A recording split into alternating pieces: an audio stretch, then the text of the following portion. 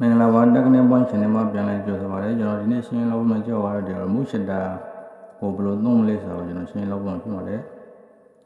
ဘယ်လိုဆိုကျွန်တော်တို့မုရှတာမှာပါတဲ့ခလုံးလေးကိုကျွန်တော်တို့ဘေးကခလုံးလေးပိုက်ဖွင့်ပါတဲ့ခလုံးလေးကို share ဖွင့်ပေးထားပါဖွင့်ပေးထားပြီးရင်ကျွန်တော်မင်းတို့ဖုန်းကနေ Bluetooth ကို share ဖွင့်ပါ Bluetooth share ဖွင့်ပြီးရင်ကျွန်တော်တို့ဒီမုရှတာရဲ့နာမည်ကိုကျွန်တော်တို့ share ပါမယ်နော်ကျွန်တော်တို့ဒီ AB Shutter 3ဒီမုရှတာရဲ့နာမည်ကိုလည်းအဲ့နာမည်ကို share နှိုင်းလိုက်ရင်ကျွန်တော်တို့ဒီဖုန်းကနေဒီ Bluetooth ကနေ connect ဖြစ်သွားပြီဆိုရင်ကျွန်တော်ရပြီเนาะရပြီဆိုရင်ကျွန်တော်တို့ဒီမုရှတာပါတဲ့ cloud လေးနဲ့ပေါ့နော်အတုံတုံငယ်မမေဖုန်းကနေကင်မရာကိုဖွင့်ပေးထားပါဖွင့်ပေးထားပြီးရင်ဖုန်းကိုလည်းနေရာမှာထောက်ထားပြီးရင်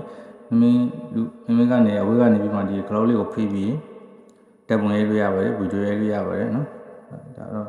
ဒီမုရှတာသုံးတဲ့နေ့ကတော့လွယ်လေးပေါ့နော်ဒီတော့အဲ့တော့ကြောင့်ဟိုမိုက်စံရှင်းတော့ဒီမျိုးလောက်ကြည့်ကြအောင်เนาะအဆင်ပြေကြမှာဖြစ်ပါတယ်ခင်ဗျာ